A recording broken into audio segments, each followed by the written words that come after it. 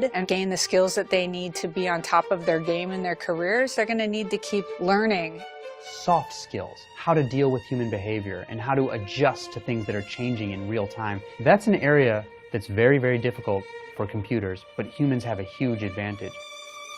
There's power in confidence. I'm on the other side of the table now. I produce and I direct and I write. I can really feel the difference when someone comes into a room with confidence. I'm such an advocate for everyone to think like an entrepreneur. Think about how you would be doing your job if nobody showed you how to do it. Through the study of analytics, I knew exactly what was going to win, what was going to lose. Anybody can look at their craft, their profession, their passion, and become better.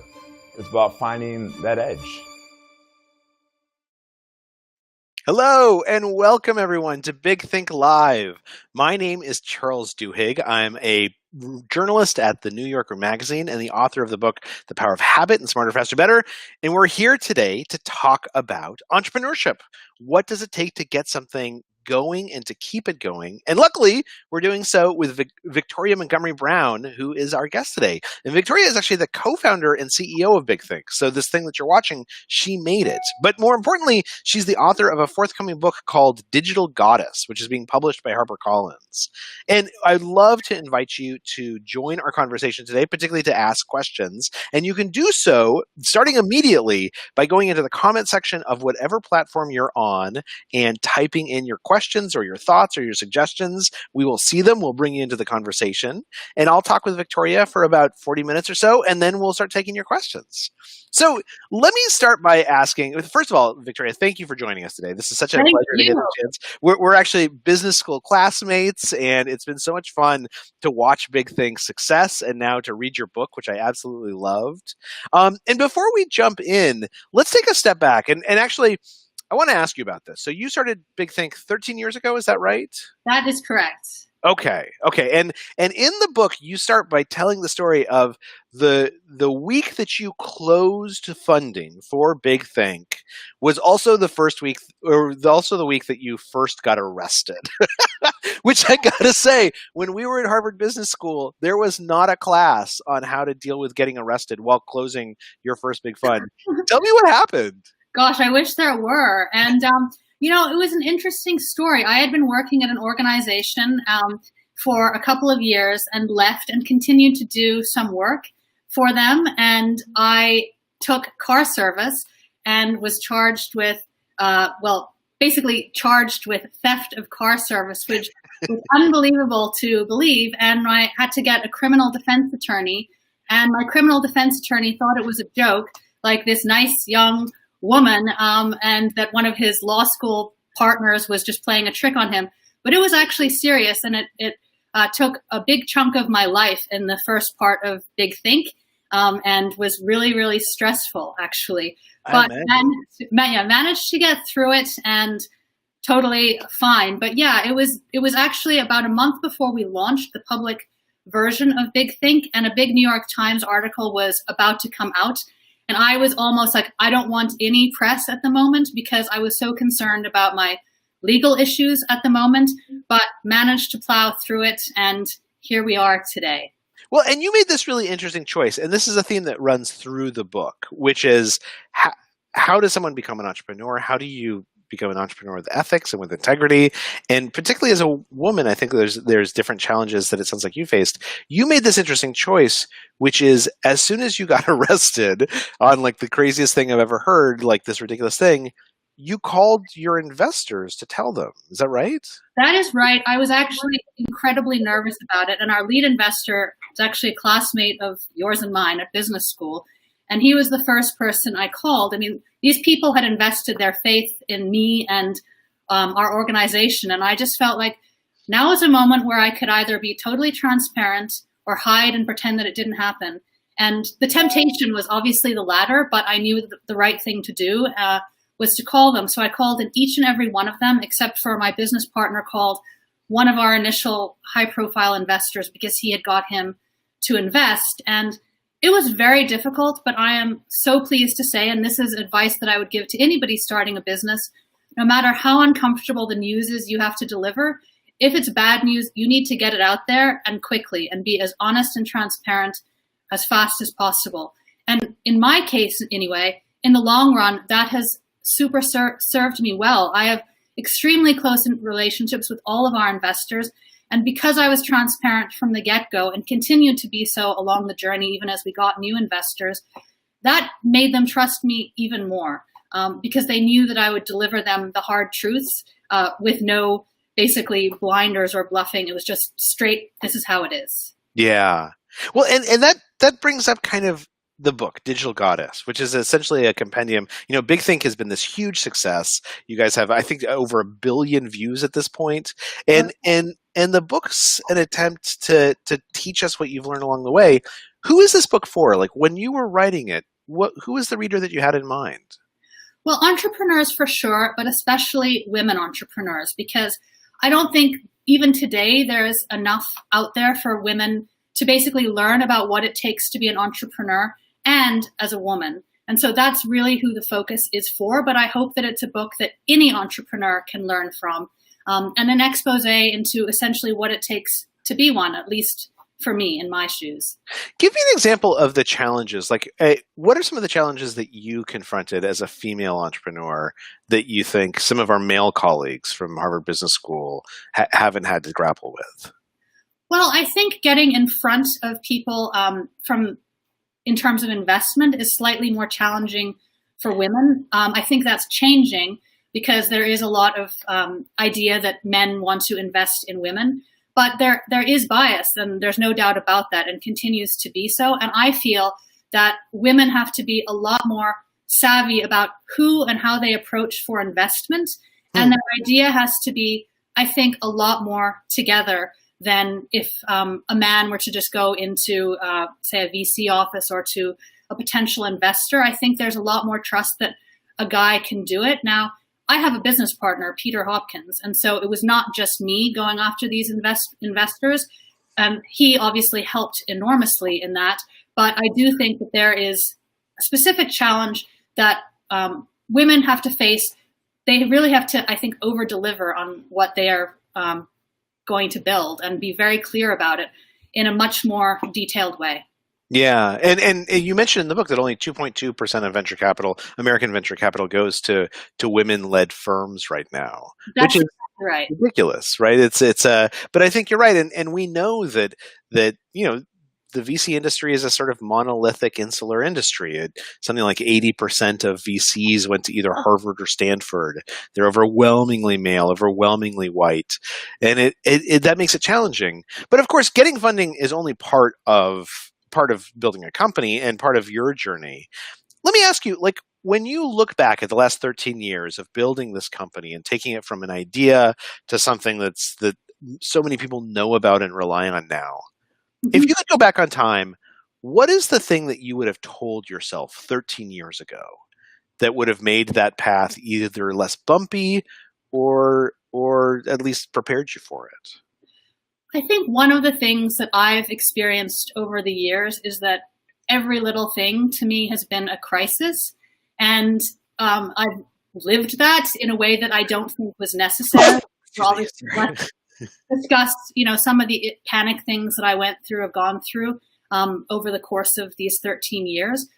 But what I would advise anybody starting a business is that there are going to be a lot of bumps, and not to take each one of them as though it's going to be the end of the business.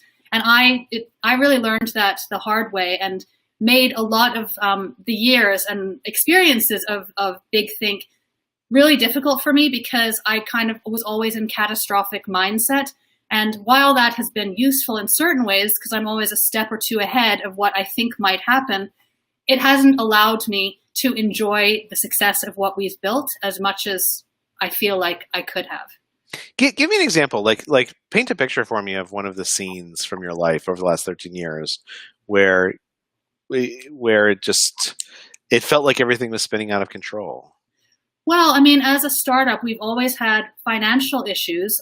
We've survived and thrived for 13 years, but that does not mean that there haven't been really dark days financially for us. And we are not a VC darling. We have individual investors primarily who are incredibly supportive, but it's difficult it has been difficult for us to get investment. And so over the years, there have been countless times where I'm literally counting the money in our bank and thinking, how many days do we have, etc. And instead of believing that something, because of the incredible business we've created and audience we have, would come through, basically going to the worst case scenario.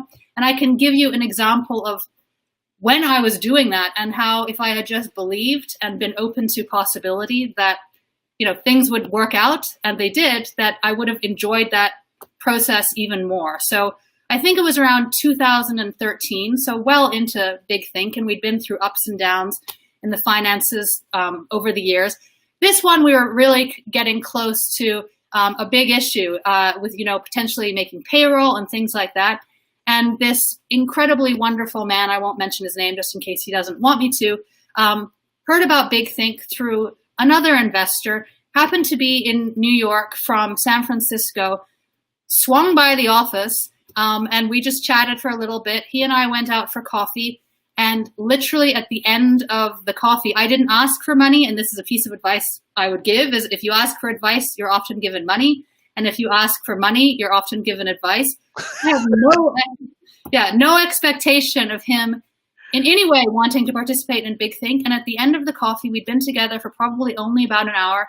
He said that he was going to invest $500,000, which was a lifesaver for us. He's obviously still an investor, and along the way supported us even more. So just my I guess, negative thinking has helped us in certain ways, but I think has harmed me in my emotional ways along the way that I didn't need to. Yeah.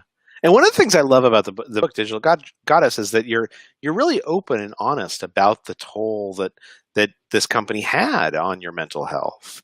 You talk about, sort of having panic attacks, and, if for someone who's watching this, who's saying to themselves, look, I want to be an entrepreneur, but I have the same tendencies, right? It's really hard for me to deal with uncertainty, and it's hard for me to myself into something and not get totally wrapped up in it. What did you find worked for you to help create some buffer between Victoria having a life and Victoria the CEO? Well, to be honest with people, I think if I were to talk about work-life balance, for me, at least for the first 10 years, there was essentially no work-life balance. It was entirely about the business, and this was one of the things that probably contributed to my mental unwell-being at periods of time. But obviously, even in those times, I relied on family and friends, and at a certain point when I was married to my then husband, to get through these things. But my mind was a constant wheel of anxiety, and I would advise people, if they can, as an entrepreneur, to get help as soon as you start feeling those things, because it's no way to live. No matter what you're building and how successful it is, your well-being and mental health are paramount. Yeah. Yeah, no, absolutely. And of course, the well-being and health of your employees. You went from HBS to spending some time in the television world and then starting this company. And had you spent a lot of time managing other people or being a boss before you started Big Think? I had never managed anybody. So okay. And I really had never been an entrepreneur. So I had been at business school, worked for a couple of years in an organization. In that organization, I suppose I managed a few people, but it was so small that it was meaningless. And the buck didn't stop with me. The things that I mentioned in the book that are so trying is that the responsibility that you are responsible for people and their financial well-being. And that's one of the things that I think entrepreneurs should understand, that it's not just about building the business, it's taking care of the people who work with you and are contributing to the mission. Yeah. And how did you mature as a manager? Like, let's talk about, sometimes some employees, most of the time they do great, but sometimes we have to have hard conversations with them. How many employees does Big Think have right now? At the moment, we have 10 and about 30 or so freelancers. Okay. It's been, different numbers over the years. We've had as many as 25 or 30. And it really just depends on essentially what our needs are for growing the business. And as we can see behind this. Oh, go ahead. Sorry. Or I was just going to ask, what did you learn about managing those folks? Like about communicating and setting goals, and also giving the hard feedback when you need to? Yeah, I mean, I'm not sure how much I've learned. I feel like I have grown, but it's obviously subject to interpretation by the people who work with me. Initially, I think that I was hesitant to have difficult conversations and would avoid them. And that only makes situations worse. So now I feel like I immediately have those conversations to mitigate the situation getting even worse. So that's, I think, the number one lesson is to confront situations head on versus brushing them under the carpet. It will may be difficult in the moment, but it will make you better, and it will also make your team better. And even if that person isn't right for the organization, you have to have that conversation with them. Ultimately, it will be better for the organization and for the person as well. And how do you make that decision? Because I know that there's this sort of this nostrum in startup land, which is that you should hire slowly and fire fast. By which people mean look for the employees who are going to contribute to your culture, and if you make a mistake, don't sort of get into this sunk cost fallacy where you try and make it work again and again. But at the same time, hiring is time consuming and expensive. Oftentimes you need those people. When you fire them, it means that there's more work for you as a CEO to do. How did you, when you were thinking about hiring and firing, how did you decide when someone was right for the organization and when it was time to let them go? Well, I have made so many mistakes in hiring people. It's unbelievable. We've probably had over 100 or more people working at Big Think, and by and large, everybody's been excellent. But there have been a few people that have been detrimental to the culture of the organization and actually to the output of the organization. And what I have learned about hiring and firing, and as tough as this sounds, I mean it, is if you have a bad feeling about a person for a prolonged period of time, that person should not be in your organization, no matter how much they contribute to the work or the bottom line even. Life is short, and you want to be around people who are pleasant to work with. And if they are making an unpleasant environment for you or for any of the other people on your team, it's time to let them go.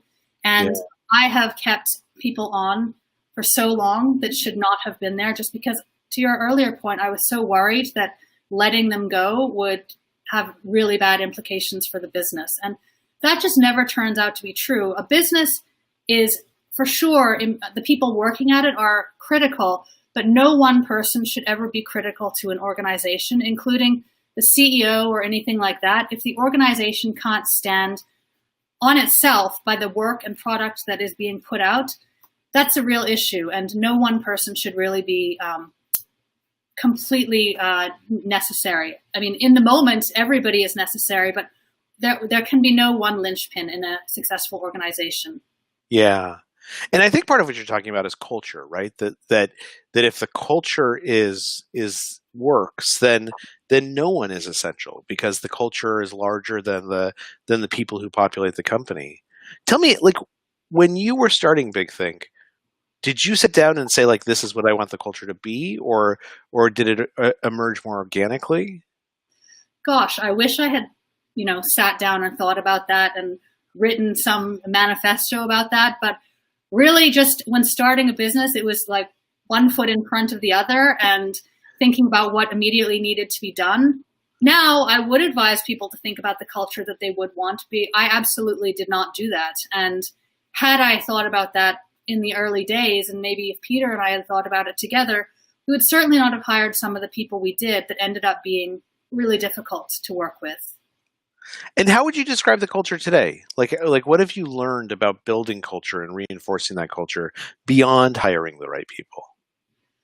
Well, initially I thought, to use a military term, I hope, that command and control was kind of the way to be, that I as CEO was responsible for the army, so to speak, below me, and it was important that they listened to what I said and did exactly that. The culture today is way more loosey-goosey, and we have an incredible team of people who are responsible for themselves and but we have full faith that they will do what they need to do and grow the organization in ways that we need. And so, to my mind, hiring people that you can basically just trust will do what's best for the organization is the absolute way to go. And the command and control type leadership is, in my mind anyway, absolutely not right for entrepreneurship and startup organizations. Yeah, and it's interesting. I think one of the things about the pandemic is that, because we're working from home now, because there's much less ability to kind of see each other and monitor each other, that command and control is actually falling away much faster at all kinds of organizations, right? That there's this need for everyone to kind of let go and be at peace with that, because it can't be otherwise. I'm wondering, there's been a lot written about teams, about how to help teams bond together, how to make teams stronger than the sum of their parts. At Big Think, what are the culture hacks or the team hacks that you guys have found that make it easier for people to come together and get their work done, and for those teams to be stronger than just a group of participants? Well, I think one of the most important things, and no matter who the employee has been at Big Think, what has attracted them to the organization is our mission. So if it's a mission-driven organization, that is the thing that is most important to creating a positive culture. They understand what they're there working to do, and I think reinforcing that in meetings and in the way that we speak to each other is really important as well. If it's just an organization designed to, meet the bottom line or get the best possible revenue, I don't think that motivates anybody, really. And what they want to do is be in an organization that they are proud to be working in and that they see that their contributions matter. And I think that creating a culture where people know that is very important. Give me some examples of how the mission, what are choices you've faced as a CEO where you could have gone one way, but you went the other way because the mission. Are there examples of that? Yeah, absolutely. I mean, our mission is to help people get smarter faster. And that's a pretty easy thing to understand. But what it's not so easy to understand at times is that to do that requires making money. And we've confronted situations where it would have been so easy for us to take a sponsorship or a client that was completely opposite of what the mission to Big Think was.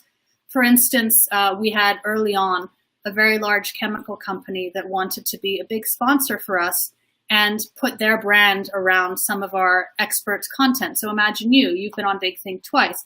How would you feel if suddenly, before you spoke, there was a massive ad for a chemical company that it seemed to be that you were endorsing? Yeah. So we could have taken many of those type of opportunities.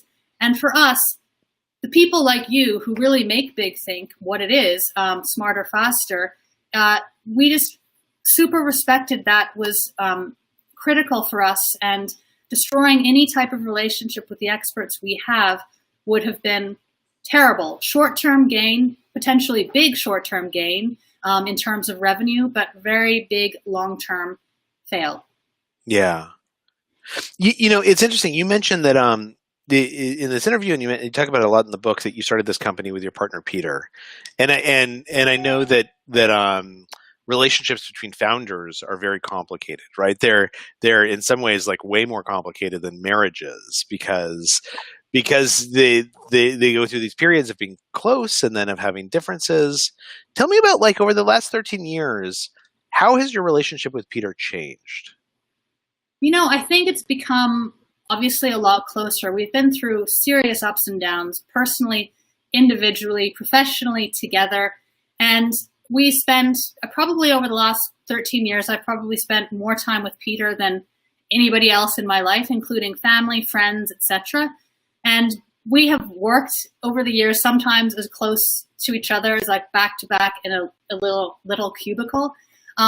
And so I know Peter very, very intimately, and we've got through some of the bad times, I think, by distancing ourselves a little bit, and also by candid and often very difficult and sometimes vitriolic conversations, but understanding that each of us wants the best for the company and ultimately for each other, probably even more, is how we've weathered many of the storms we've been through. So give me an example of that. Like give me an example of one of the toughest times that you and Peter went through and how you handled each other.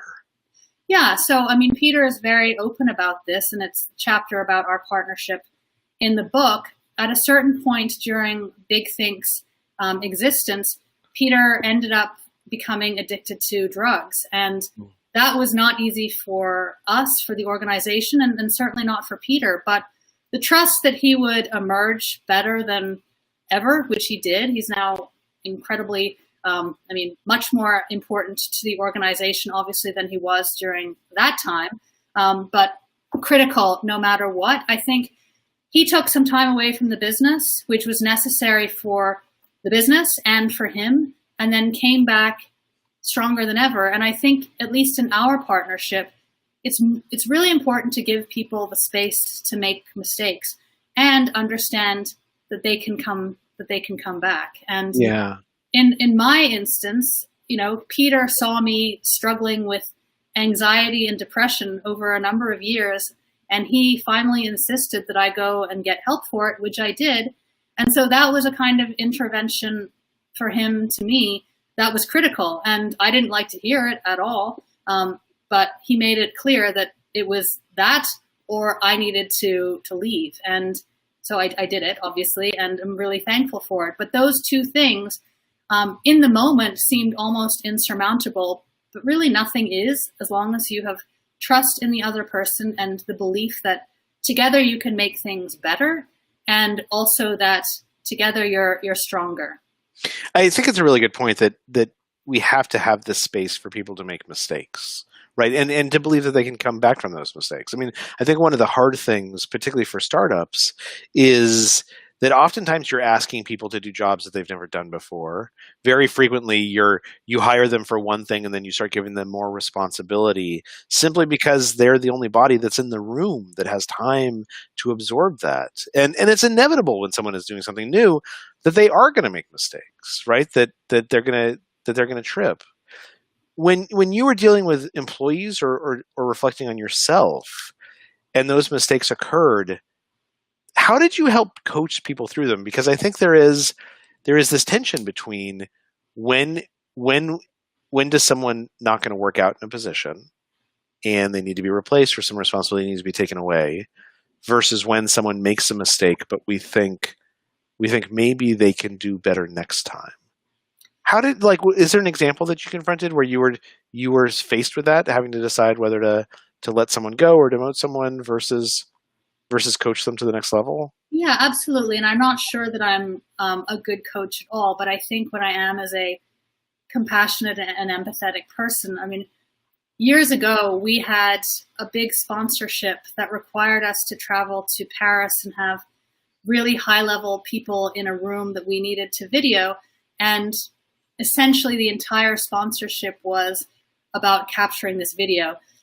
The whole thing went really, really badly. And then to begin with, and then while we were there, supposed to be filming these individuals, these experts live, our videographer forgot to turn on one of the cameras. And it was the main camera, essentially. The only thing we had were the outtakes of the sides of their faces and stuff like that. And this was a wonderful, wonderful person and super talented. And that's a moment where Peter and I could have been like, fuck this, we're letting that person go. She screwed up, etc. But there was no intention of her doing that. And you could imagine how she felt after that, like, oh my God, holy shit, I have super fucked up. And instead of us, riding her and berating her, we just were like, these things happen. I've made mistakes as bad. Everybody in the world has made mistakes as bad. And to understand that her intention was not to have that happen and move on. Yeah. And not dwell on it. And I think that the way that I think about keeping people is if their intention is good and they've made a mistake, it's not a problem. It's if they are really making an effort to screw up that you take a look. Yeah, no, I think that's a really good point. I think about a friend of mine who I was living in Costa Rica last year, and he and his family came down, and his wife put her purse on the beach to go play with him and the kids, and unsurprisingly, when she came back, her purse was gone. And it's one of those things where where my friend could have said like, oh, this is how could you think to leave your purse on a beach? But he knew that she was beating herself up over this, right? Nothing he could say was going to make her feel worse than she already felt. And of course she had learned the lesson. You don't leave your purse on a beach in a foreign country. And so I think that having that presence of mind to say, no, the person is actually already punishing them. Anything I could say to this person, they're already saying to themselves. That's a really important step to be able to take. And it helps you distinguish who you ought to keep around and who won't learn from those mistakes. And by the way, I have certainly made many mistakes in not being kind in the moment. That's just an example, a positive example for me and for Peter, where we didn't react badly. But I can't really think of any, but I know there have been multiple times where I have reacted really badly to somebody making a mistake, and later on have beat myself up about it and been really disappointed and ashamed of myself. Yeah. Let me ask you, it's an interesting time to be talking about women in business because, obviously Me Too occurred and really changed the conversation. There was also this period of like the bitch boss, right? These books that by women entrepreneurs, many of which were fantastic, that I think in some respects were sort of liberating for certainly some of the women I spoke to who read them, to sort of say like, look, like this is how a woman doesn't have to pretend to be a man in this business space. They can cut their own path. But then there's also been a lot of negative backlash to that. There's been a number of articles about companies that are women run where female employees criticize the CEO and say, I don't feel like this has been, as nurturing for women as I hoped it would be. There's the Wing and the Away, the luggage company, where it's hard. Some of the folks who are watching the stories come out of these companies say they think it's unfair because they are questioning if women are being held to a different standard as CEOs than men are. I mean, what is your take on this? Because it is a complicated time right now to be talking about gender and leadership and to parse out what's appropriate criticisms and what aren't. Do you have any thoughts on that? I do. I mean, I truly like to think of leadership as something that is done well if you're a man or a woman, and there shouldn't be a difference. So yes, women CEOs are potentially held to a different standard, but that doesn't mean in my mind that they should be behaving differently. Good leadership is good leadership, and being an empathetic leader is the same no matter if you're a man or a woman. Yes, there often is backlash from particularly female employees in organizations sometimes if there's a female CEO, but I don't think that women should really reflect on that. They should be the best leader, entrepreneur, CEO, whatever it is their position can be, and not think about their gender in those moments. And you write in the book that that women can use femininity to their advantage in business, not in nefarious ways, obviously, or sexualized ways. But what do you mean by that? Well, I think that one of the advantages I have had, certainly being a female entrepreneur and CEO, is that men at this moment in time really do, by and large, want to encourage female leadership and business leadership. And so I think, at least we started Big Think in 2007, I think many of the meetings with investors and potentially clients we got in some part because they were interested in nurturing a female business leader. And so I don't think that, I even write this in the book, that sexual dynamics should necessarily be taken out of the workplace. There is a difference between men and women. And I think that, as you said earlier, men behaving or women behaving as men is just not how things should be. There are benefits to both, and I've embraced those. And I think it's been rewarding to me to do so. How would you say that your leadership style has changed over the years? I think that I am a lot softer than I was from the get-go.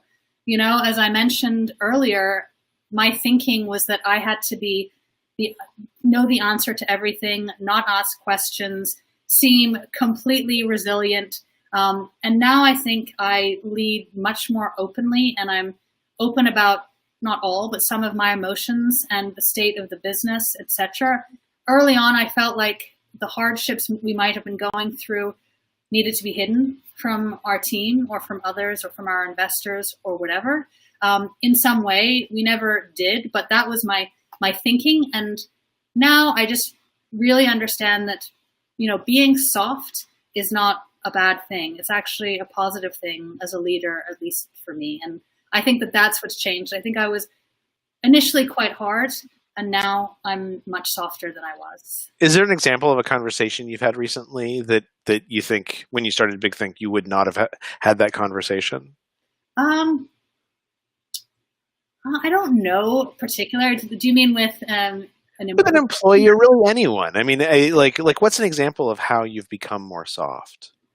Well, I think over the years, people might have been early on afraid to come and talk with me about what they were experiencing, what they wanted in life, etc. And certainly in the last few years, many of our employees have gone on to do different things, which I'm delighted about. I want everybody to be as happy in what they're doing and successful as possible. But I know for sure early on, people would not have told me that they were thinking of going back to school or thinking of a different field or wanted to change their position inside Big Think for fear of upsetting me. And now I can literally say every person who works at Big Think or has worked at Big Think has the comfort to come to me and know that I will be supportive, you know, barring it being something ridiculous, and will help them transition into whatever it is they want to do. So I think that's the way I've changed. Yeah. Well, let's move to some audience questions. And again, if you're watching this, we would love to have your questions. You can enter them into the comments in whatever platform you're using. We will definitely see them.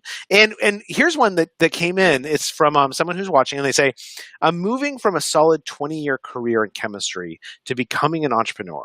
I tend to live with rose-colored glasses, confident that success lies ahead. Is this a dangerous outlook? I think optimism as an entrepreneur is essential. I don't really know any entrepreneur that is not optimistic about what it is that they believe they can build or eventually do build. So optimism is fundamental. I would also say that while I was way too negative and fearful at the start of Big Think, you do have to plan and visualize what could go wrong and try to mitigate that, but with a sense of optimism that you'll work through it all the time. So rose-colored glasses, I think, are necessary, but you better have a bit of, I don't know, just sunglasses or something like that in them, because there will be tough times. But optimism, to my mind, is essential. Yeah, no, I think that's exactly right. And it's a hard balance, right? I think for the 20-year career in chemistry, becoming an entrepreneur, I think you have to believe in yourself. You have to believe it's going to work. But at the same time, when you say that you have to be realistic, does that mean having a backup plan or a plan B? What does it mean? I think absolutely not. As I write in the book, I think having a backup plan is really dangerous because then you have a way out. At least for me, going all in was fundamental to it. So leaving a job, etc., not having income, and being forced to figure out how to make Big Think work was critical to me. So I think backup plans are actually dangerous. And if you're seeking investment, I've learned that, you know, investors don't want to see that you have a job or something to fall back on. They need to see that you're hungry and that this is critical to achieve, so that you will focus entirely on it. Yeah. Here's another question from Jason Olson. Thanks for sending this in, Jason. He says, what advice would you give to young people when it comes to balancing feelings of entitlement with not being taken advantage of? And this is a great question, because I find this very frequently that for instance, when I'm hiring assistants, some assistants say, hey, you know, you offered me this salary. I'd like a bigger salary. I think I deserve more. At which point I have to say, look, the salary is the salary, and this isn't personal. This is about what I think, what I think the market will bear for finding the person that I need. And I think for some people, there is a sense of entitlement because there's this question in the back of your head: am I being taken advantage of, or is this person being fair with me? How do you navigate those? Well, I try to impart to people not to go into a conversation with even the notion of being taken advantage of, to think that the person is actually has your interests at heart. So I would advise people to not even go into job interviews with that concept. I mean, it will come across very clearly if the person is trying to lowball you or whatever. But to your point, the job is the job. And oftentimes I feel young people today, millennials or what have you, go into positions thinking that they can skip steps. And I think that's dangerous for them and dangerous for the organization. There are reasons people accelerate through companies. It's because they're contributing more as they learn more. And so this notion of entering a job with the feeling that you might be taken advantage of, I don't think is good for the person, and certainly not for the organization. I would be wary of hiring a person like that. Yeah, no, I think that makes a lot of sense. There's a question from Jana who asked, in your book, you have a chapter called Grow a Pair. Can you tell us why this is good advice for female entrepreneurs? And we should specify, as we say in my household, when it's time to get serious about something, you got to re-up on it. But you don't say what you should grow a pair of. Might be any kinds of organs, but it is something that usually is kind of an aggressive masculine thing to say. So I think Jana's asking what should women take from that?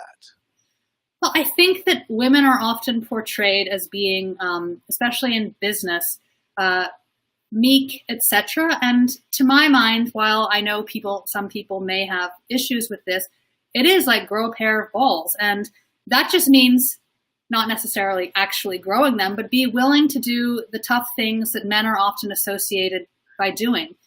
Having the difficult conversations, being tough when you need to be, and not being afraid. And that's really what it means to me, is just not being afraid and behaving in a way that men are typically associated with in business, like jumping all in and confronting the difficult things.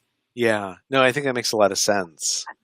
Soham sent in a question saying, can you give a few suggestions for a teenager who's watching this right now?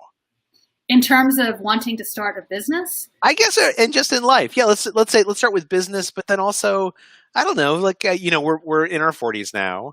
I have two kids. One of them is on the brink of being a teenager. And I do sometimes wonder, what do I wish someone had told me when I was 13 or 14 years old?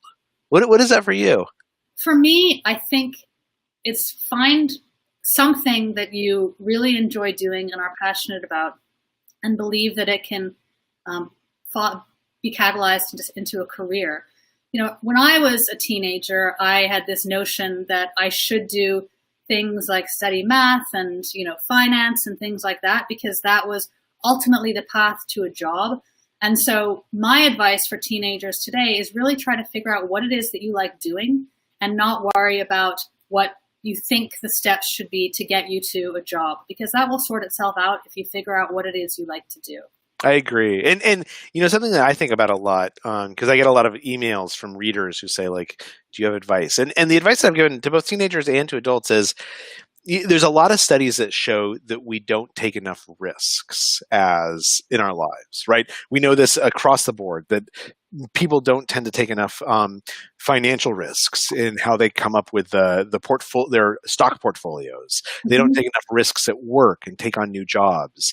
That oftentimes in life, the reward for taking risks is actually bigger than we think it will be, and the risks tend to be less risky than we think they will be. As humans, we're bad at being risk calculators. But what's interesting is that then it brings up this other question, which is a lot of people who hear that say, well, does that mean I should go jump off cliffs or use drugs, or that I should just invest in my cousin's crazy business scheme? And the answer is no, because there's different kinds of risks in this world. When people say that you should take on more risks, what they often mean is you should take on more risks that involve hard work. So if a risk does not involve hard work, then it's probably just a risk.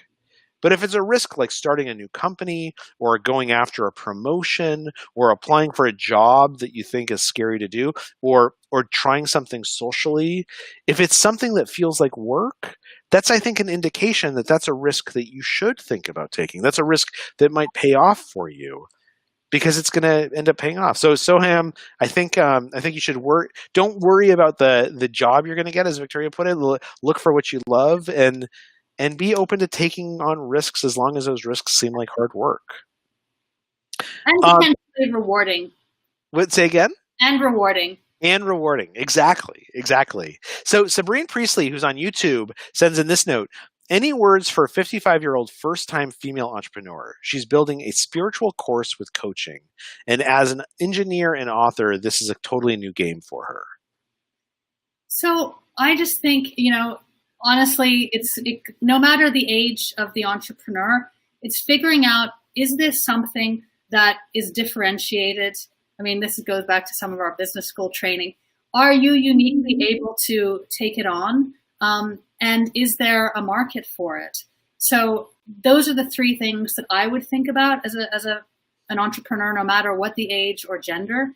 Those things are critical. And also, again, going back to the optimism thing, be optimistic that you can make it happen and then invest the hard work to making sure that it does. So Winsome asks, you've had a lot of experts talk about things on Big Think that they've never spoken about publicly elsewhere, right? You spend this, and having been on Big Think myself, one of the nice things is that you have this time to really talk to the camera. And as a result, a lot of people end up saying things that they haven't said anywhere else. What are some of the favorite interviews and content that you guys have ended up putting up on Big Think that you're really proud of? Oh my gosh, there are so many of them. I'm trying to remember one of the first interviews we did when we needed to get content before the launch of Big Think. We went to the Aspen Ideas Festival and interviewed, I guess, around 35 or 40 people because all of these thought leaders congregated there.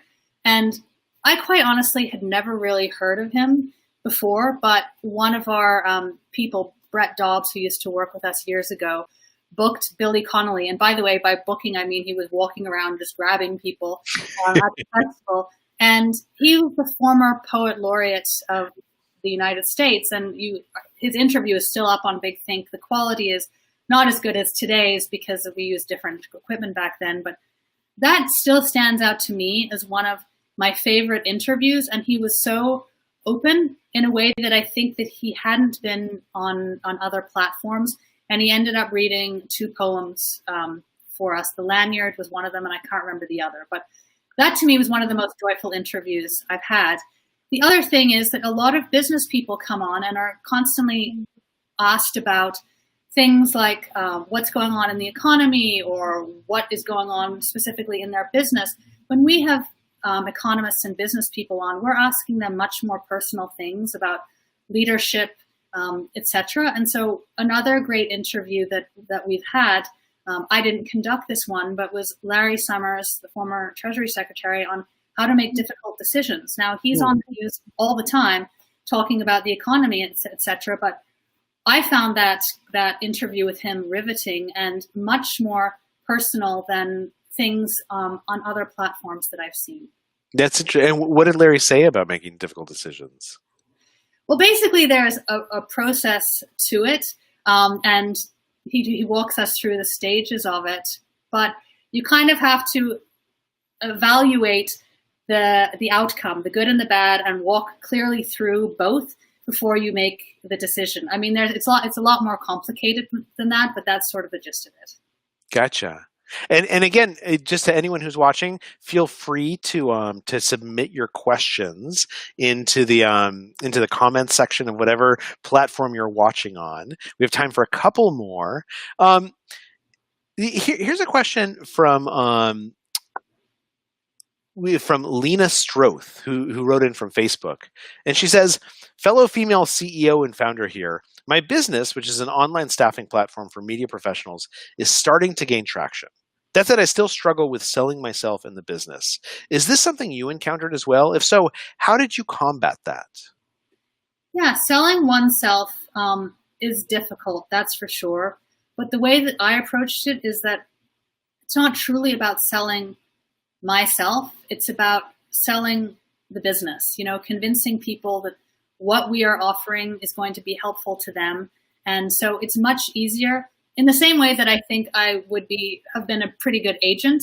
I'm good at pushing people and pep talking them much more than I am about myself. So putting myself in the mindset that I'm pitching Big Think and trying to make it grow, whether that be through investment or sales, is much easier than thinking about this is an outcome I'm looking for myself. So distancing yourself in a certain way from your own ego and just think about the business is how I would go about it. Okay. And N. Sakura, who's watching on Big Think Edge, says, can you speak to habits in your life that have made you successful? For instance, designated planning time or wellness checks or reading? I would say neuroses and overwhelming anxiety has been the driving force in my success. I do write lists and things, but it's just really what has driven me is a great anxiety about not achieving things. So that's the honest truth. And that actually brings us to a great question from Peter Hopkins, who I think who says what do you do to manage your stress? Like what are your practices to help you lower the stress temperature when it feels like it's going to boil over? Well, I mean, in the book I discussed it. Was it a year or two ago? I guess it was 2 years ago.